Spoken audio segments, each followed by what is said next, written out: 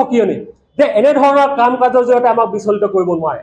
আমাৰ স্পষ্ট কথা, আমি সদায় এক হৈ আছো, এক হৈ থাকিম।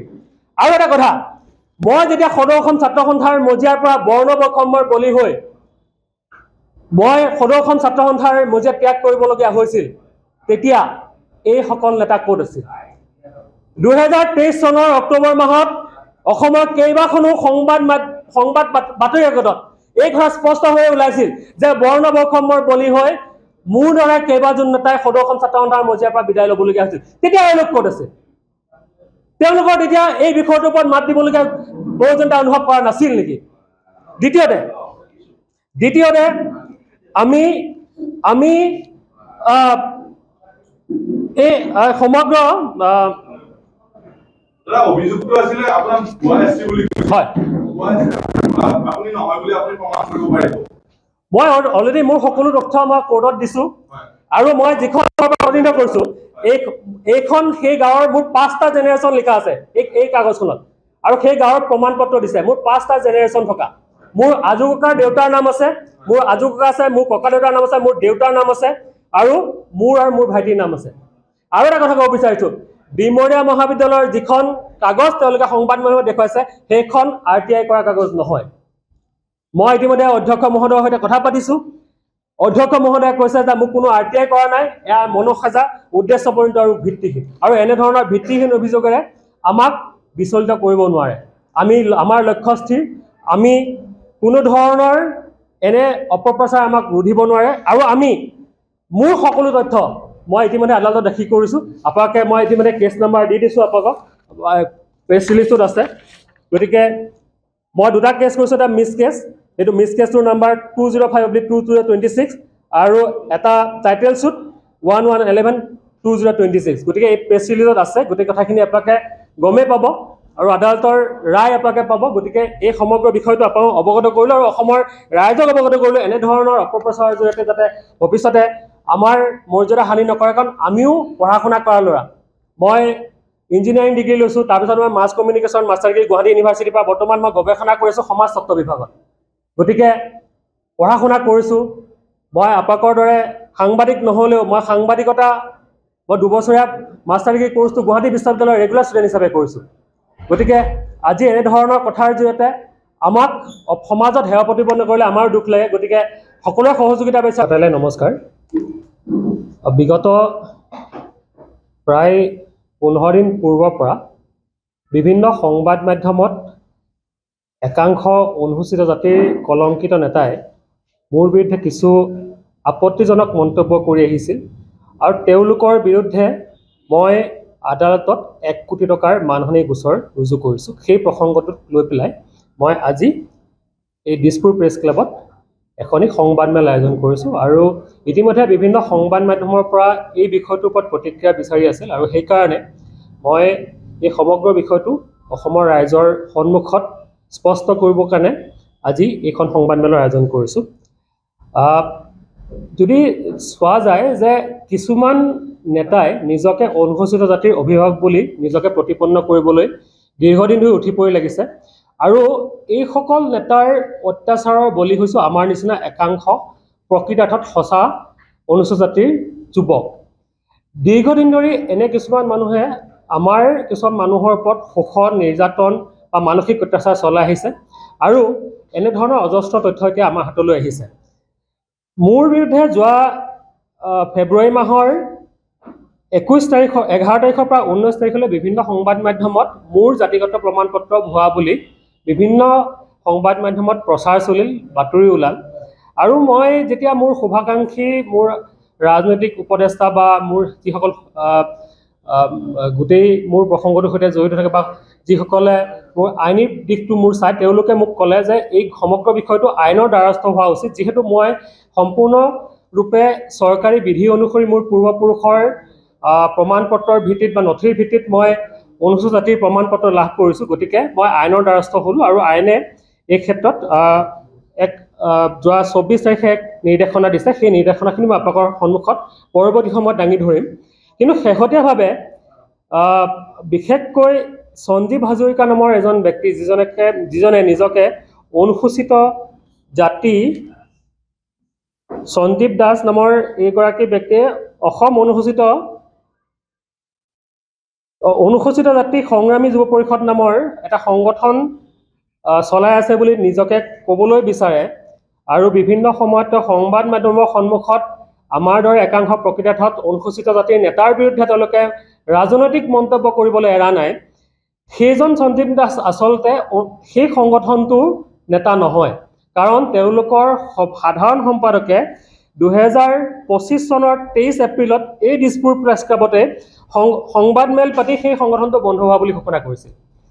আৰু সেই ক্লিপটো আমাৰ হাতত আছে। আমি সেই সময়ৰ লক্ষ্য হাজৰিকা আৰু তেওঁলোকৰ উপসভাপতি একেলগে দিয়া আমি সেই ক্লিপটো আপোনালোকক আমি দেখুৱাই দিব বিচাৰিছোঁ। অসমৰ ৰাইজে চাওক যে আচলতে এটা বন্ধ হোৱা সংগঠনৰ নামত কেনেধৰণে মানুহৰ ওপৰত অত্যাচাৰ চলোৱা হয়। গোটেই কাৰচাজিসমূহ বা তেওঁ কি কি কেলেংকাৰীত অভিযুক্ত এইবোৰ কথা উল্লেখ আছে। এতিয়া এই ভিডিঅ'টোত আপুনি চাব সঞ্জীৱ দাসৰ সৈতে আন এজন ব্যক্তি জড়িত হৈ আছে, পবিত্ৰ হাজৰিকা। গতিকে পবিত্ৰ হাজৰিকাৰ মানে সঞ্জীৱ দাসৰ পিছফালে থিয় হৈ থকা জন পবিত্ৰ হাজৰিকা আৰু পবিত্ৰ হাজৰিকাৰ বিৰুদ্ধে এইবোৰ অসমৰ সংবাদ মাধ্যমত ওলোৱা বাতৰি। গতিকে তেনেধৰণৰ কেলেংকাৰীত থকা মানুহে আমালৈ আঙুলি তোৱালে শোভা নাপায়। যিজন নাৰীৰ কেলেংকাৰীত অভিযুক্ত বা বিভিন্ন কেলেংকাৰীত অভিযুক্ত তেখেতসকলৰ বিৰুদ্ধে বাতৰি ওলাই থাকে, সেইবোৰ মানুহে আকৌ আমালৈ আঙুলি তোৱায় আৰু আমাৰ জনমানসত আমাক হেয় প্ৰতিপন্ন কৰিবলৈ চেষ্টা কৰে। গতিকে এইবোৰো মই আপোনালোক দি দিম আৰু অসমৰ ৰাইজে জনা উচিত যে আচলতে এওঁলোক কোন আৰু তেওঁলোকৰ উদ্দেশ্য কি। এতিয়া মই ইয়াৰ অন্তৰালত অকণমান কথা ক'ব খুজিছোঁ।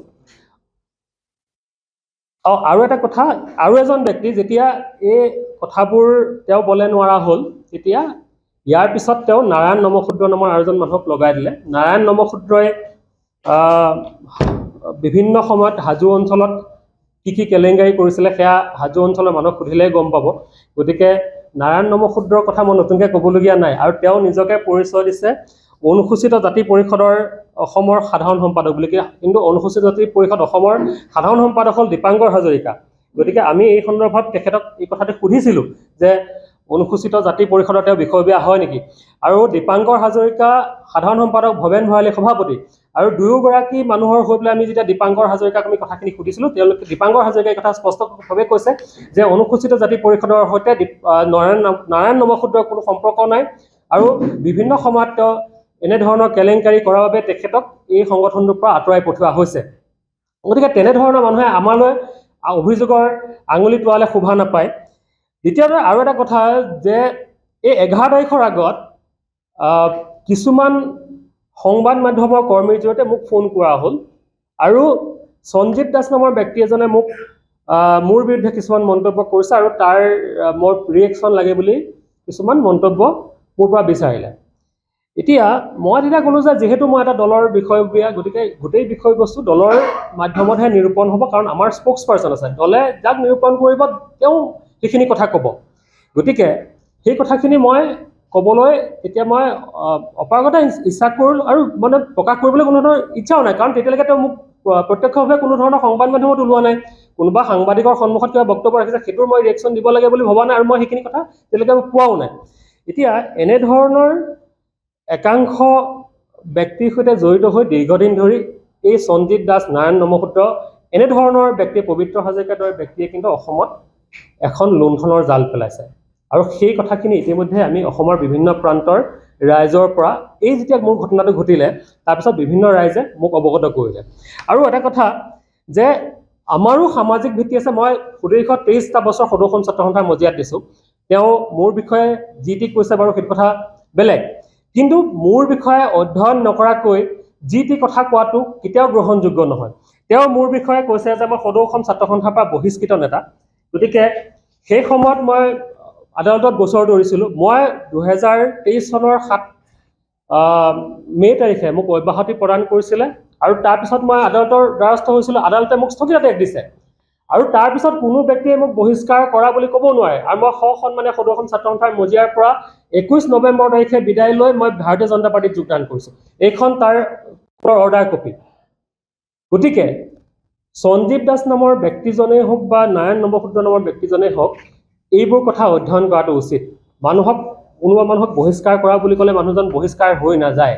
সেই কথাষাৰ জনা উচিত যিহেতু তেওঁ যদি সমাজ জীৱনৰ সৈতে জড়িত হৈ থাকিব বিচাৰিছে এনেবোৰ কথা পুংখানুপুংখভাৱে অধ্যয়ন কৰাটো উচিত দ্বিতীয়তে তেওঁ কৈছে যে মই বামুণীৰ পৰা অহা নহয় মোৰ পূৰ্বপুৰুষৰ ঘৰো বামুণীত নহয় সেই কথাষাৰ মই স্পষ্টকৈ ক'ব খুজিলোঁ মোৰ ঘৰ বৰ্তমানৰ ঘৰ বৰবাৰীত বুলি কৈছে মই বৰবাৰীত বৰ্তমানৰ ঘৰ নহয় মই তেওঁ কৈছে যে মই সোণাপুৰৰ বৰবাৰী বুলি কোনো ঠাই নাই তাৰপিছত কৈছে যে মোৰ খুৰা যতীন মেধি মোৰ কোনো যতীন মেধি বুলি খুৰা নাই এই কথাষাৰো মই স্পষ্ট কৰিলোঁ যতীন মেধি এজন বেলেগ ব্যক্তি মই এজন বেলেগ ব্যক্তি আমাৰ পৰিয়ালৰ সৈতে যতীন মেধিৰ কোনো সম্পৰ্ক নাই আৰু যতীন মেধিৰ সন্দৰ্ভত যিবোৰ কথা সংবাদ মাধ্যমত আলোচনা হৈ আছে সেই বিষয়সমূহৰ যতীন মেধিয়ে ৰিপ্লাই দিব মানে যতীন মেধিক লৈ পেলাই এটা সংবাদ মাধ্যমত বেলেগ এটা বিষয় চৰ্চা হৈ আছিল কোনোবা সংগঠনে তেওঁৰ বিষয়ে কিবা কি কৈছে সেইটো মই ৰিপ্লাই দিব নাযাওঁ কাৰণ সেই বিষয়খিনি তেওঁ নিজে ক'ব এতিয়া যতীন মেধিৰ পৰিয়ালটো বেলেগ আৰু মোৰ পৰিয়ালটো বেলেগ দুটা পৰিয়াল ইয়াতে জইন কৰি পেলাই এছাম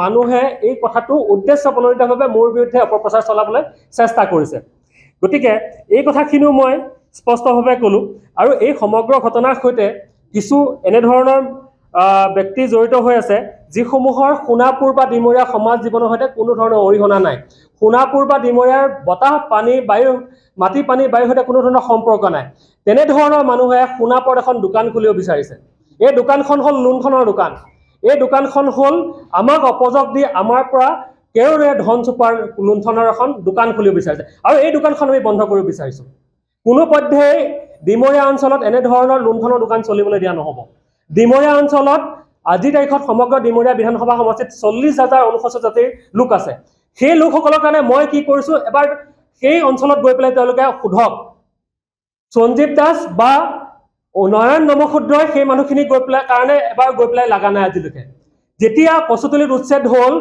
প্ৰায় 30-40 বছৰ ধৰি কচুতলিৰ 111টা খিলঞ্জীয়া অনুসূচিত জাতিৰ লোকে পৰিয়ালে মৰি দ্বিতীয় শ্ৰেণীৰ নাগৰিক হিচাপে তাতে জীয়াই আছিলে তেওঁলোকৰ ওচৰত থিয় হ'বলৈ তেওঁলোকৰ সময় নাই আজি এখন চাৰ্টিফিকেট পাবলৈ ডিমৰীয়া অঞ্চলৰ মানুহে 10-15 বছৰলৈ তাত বাতি কৰিব লাগে সেইবোৰত তেওঁলোকৰ সময় নাই কিন্তু এনেধৰণৰ গুৱাহাটীত প্ৰেছ মিট দি পেলাই মানুহক অপযোগ দিবলৈ মানুহৰ মাজত ভুৱা অপপ্ৰচাৰ চলাবলৈ তেওঁলোকৰ সময় আছে এবাৰ ফিল্ডলৈ যাওক ফিল্ডত কি হৈছে এবাৰ গৈ পেলাই অধ্যয়ন কৰক মই সঞ্জীৱ দাসকো অনুৰোধ জনাইছোঁ নাৰায়ণ নমশূদ্ৰৰ নিচিনা এনেধৰণৰ নেতাক অনুৰোধ জনাইছোঁ আপোনালোকে ফিল্ডলৈ যাওক ফিল্ডত কি হৈছে তেতিয়াহে আপোনালোকে গম পাব আজি মোৰ সমষ্টিৰ মানুহে এখন চাৰ্টিফিকেট ল'বলৈ কমেও 3-4 বছৰ লাগে সেই মানুহবিলাকক সহায় কৰক যাতে তেওঁলোকে কম পইচাত বা বিনা পইচাই সেই চাৰ্টিফিকেটখন পাবলৈ সক্ষম হয় কিন্তু সেইবোৰ বিষয়ত তেওঁলোকৰ সময় নাই তেওঁলোকে কৰিছে কি আজি এটা সংগঠন খুলিছে 1 বছৰ পিছত কাৰবাৰ ওচৰলৈ গৈছে লুণ্ঠনৰ এখন দোকান খুলি দিলে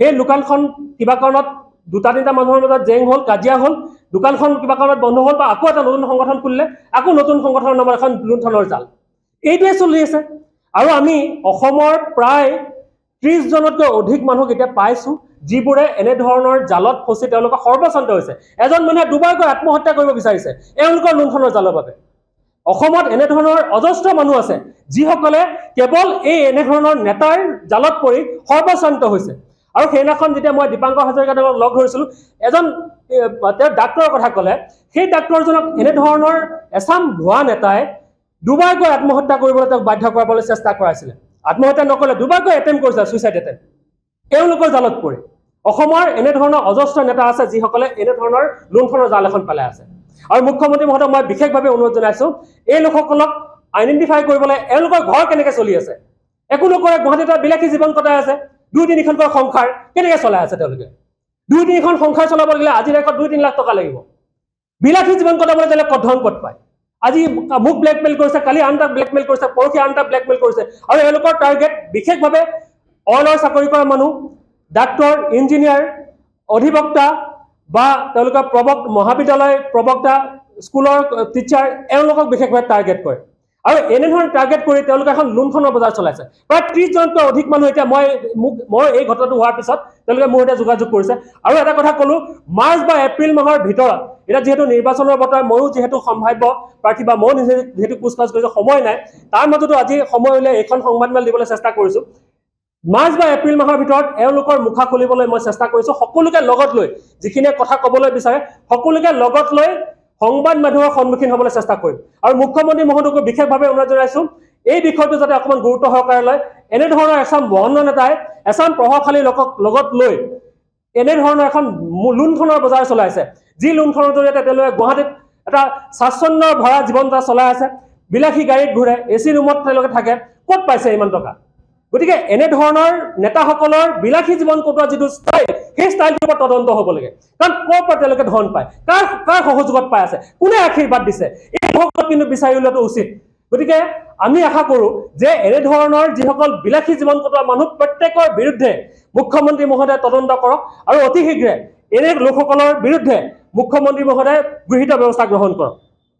দ্বিতীয় কথা আৰু এটা আপোনাক ক'বলৈ বিচাৰিছোঁ যে মই যেতিয়া এই বিষয়টো মোৰ ওচৰলৈ আহিলে আন কিছুমান মানুহে মোক কেইটামান বিষয় ক'লে যে বিশেষভাৱে কচুতলী এভেকশ্যন কচুতলী এভেকশ্যনত আমি এটা সবল নেতৃত্ব গ্ৰহণ কৰিছিলোঁ। এই কচুতলী এভেকশ্যনত এচাম উচ্ছেদিত লোকে বৰ্তমান এনেধৰণে তেওঁলোকে প্লেন কৰিছে যে এই কচুতলী এভেকশ্যনটো বন্ধ হ'ব লাগে। সমগ্ৰ ডিমৰীয়া সমষ্টিৰ 22টা থানত এভেকশ্যন হ'ব। আৰু মুখ্যমন্ত্ৰী মহোদয়ে সৌসিদিনাখন কচুতলীত 10th হেপী বেনৰ আধাৰশিলা স্থাপন কৰা সেই মুহূৰ্তত ভাৰতৰ গৃহমন্ত্ৰী অমিত শ্বাহ ডাঙৰীয়া উপস্থিত হৈছিল। অমিত শ্বাহৰ কৰ কমলেৰে সেই 10th হেপী বেনৰ আধাৰশিলা স্থাপন হ'ল। এতিয়া কচুতলীত যিসকল উচ্ছেদ কৰা মানুহ আছিল, এই মানুহখিনিৰ একাংশ আকৌ জেললৈ গৈছিল। এই জেললৈ যোৱা যিখিনি মানুহ বা এই উচ্ছেদিত মানুহখিনি এটাই লক্ষ্য যে কচুতলীৰ এই এলেকাটোত তেওঁলোকে বসতিপৰায়ণ যিকোনো পৰা তেওঁলোকে পুনৰ সেইসমূহ মাটি ঘূৰাই পাব লাগে। গতিকে আমাৰ দৰে যিসকল নেতাই এই গোটেই ঘটনাটোক সন্মুখৰ পৰা নেতৃত্ব দিছিল, সেইসকলক বদনাম কৰিব লাগে। আৰু এই সমগ্ৰ ঘটনাৰ সৈতে একাংশ মাটিৰ দল জড়িত হৈ আছে।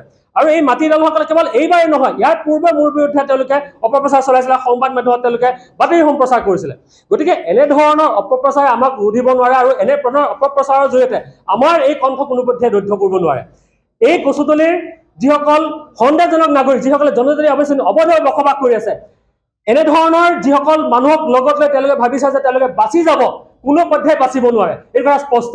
আমি কোনো পধ্যে কচুতলী বা ডিমৰীয়া বিধানসভা সমষ্টিৰ যিসকল সন্দেহজনক লোক, প্ৰত্যেকজনকে আমি আমাৰ সমষ্টিৰ পৰা বিদায় দিবলৈ আমি দৃঢ় প্ৰতিশ্ৰুতিবদ্ধ।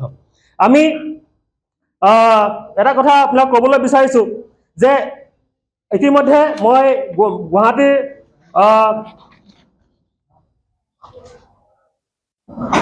মই যোৱা 19 তাৰিখে কামৰূপ মহানগৰ জিলাৰ সত্ৰ ন্যায়াধীশৰ দেৱালী আদালতত মই 1 কোটি টকাৰ মানহানি গোচৰ ৰুজু কৰিছোঁ। আৰু সেই গোচৰত ইতিমধ্যে উক্ত বিষয়সমূহ আদালতে চালি জাৰি চাইছে আৰু 24 তাৰিখে উক্ত বিষয়ৰ সন্দৰ্ভত এক্সপাৰ্টি ইনজাংচন ইতিমধ্যে আদালতে মঞ্জুৰ কৰিছে। আৰু সঞ্জীৱ দাস আৰু নাৰায়ণ নমশুদ্ৰক এক্সপাৰ্টি ইণ্টাৰিম ইনজাংচনৰ ৰায় দিছে। মহামান্য আদালতে এই সন্দৰ্ভত উক্ত ব্যক্তি বা তেওঁলোকৰ দলৰ কোনো ব্যক্তি বা তেওঁলোকৰ দলৰ কোনো কৰ্মীয়ে অনাগত দিনত কোনো ধৰণৰ আপত্তিজনক মন্তব্য প্ৰকাশ কৰিব নোৱাৰে বুলি এটা ৰায় দিছে। আৰু সেই ৰায়টোৰ আপোনাক মই কপি, এইটো ৰায় 13 পৃষ্ঠাৰ এটা ৰায়, গতিকে আপোনাক দাঙি ধৰিছোঁ। আৰু এটা কথা আমি স্পষ্টভাৱে ক'ব বিচাৰিছোঁ যে কোনো তেনেধৰণৰ লোকক আমি অনুসূচিত জাতিৰ অভিভাৱক বনোৱা নাই। মোৰ সমষ্টিত মই কি কৰিছোঁ এবাৰ ফিল্ডলৈ গৈ চাওক। মোৰ সমষ্টিত মই কি কৰিব খুজিছোঁ এবাৰ অনুধাৱন নকৰাকৈ আমাক জনমানসত সেৱা প্ৰতিপন্ন নকৰিব। দলৰ পৰা টিকেট আশা কৰাটো মোৰ সংবিধান প্ৰদত্ত অধিকাৰ। আজি মই ভাৰতীয় জনতা পাৰ্টীৰ এজন কৰ্মী, মই মোৰ সমষ্টিত মই দলীয় টিকট আশা কৰিব পাৰোঁ, সেইটোতো মোক কোনো বাধা দিব নোৱাৰে। আৰু দলে মোক যদি বিবেচনা কৰে তেনেহ'লে দলে টিকেট দিব আৰু মই ৰাইজক এনে সেৱা কৰিম। আজি 78 বছৰে ডিমৰীয়া বিধানসভা সমষ্টিত এজনো স্থানীয় মানুহে বিধায়ক হ'ব পৰা নাই। আমাৰ বাবে দুখৰ বিষয় হয় নহয়? আজি স্থানীয় মানুহ এজন যিয়ে জন্মসূত্ৰে ডিমৰীয়াৰ, মোৰ দেউতা ডিমৰীয়াৰ জন্ম, সেই মানুহজনে যদি আজি টিকেট বিচাৰোঁতে আমাৰ জাতিৰ মানুহে যদি আমাৰ বিৰুদ্ধে অভিযোগ দাখিল কৰে, আমাৰ জাতিৰ মানুহে যদি আমাৰ বিৰুদ্ধে সংবাদ মাধ্যমত বাতৰি প্ৰকাশ কৰে, তেনেহ'লে তাতকৈ কিন্তু দুৰ্ভাগ্যজনক বিষয় আন একো হ'ব নোৱাৰে। এয়া ডিমৰীয়া মানুহৰ বাবে চূড়ান্ত অপমান। আমি এই কথাটোক চূড়ান্ত অপমান হিচাপে গণ্য কৰিছোঁ। গতিকে আমি অনাগত দিনত আমি ৰাইজৰ সেৱা কৰিবলৈ প্ৰস্তুত। বিগত 23 বছৰে মই সদৌখন ছাত্ৰ সন্থাৰ মজিয়াত মই সেৱা আগবঢ়াইছোঁ, 2টা বছৰ দলৰ মজিয়াত সেৱা আগবঢ়াইছোঁ। ডিমৰীয়া ৰাইজে, ডিমৰীয়া সমষ্টিৰ ৰাইজে মই কি কৰিছোঁ কি নকৰিছোঁ সেই কথা ভালদৰে জানে। যিসমূহ বাহিৰৰ পৰা অহা এণ্টিটি আছে, যিসমূহ মানুহে বাহিৰৰ পৰা আহি এই সমষ্টিটোত তেওঁলোকে বিভিন্ন ধৰণৰ এনেধৰণৰ কুচকাৱাজ চলাই আমাৰ সমষ্টিটোক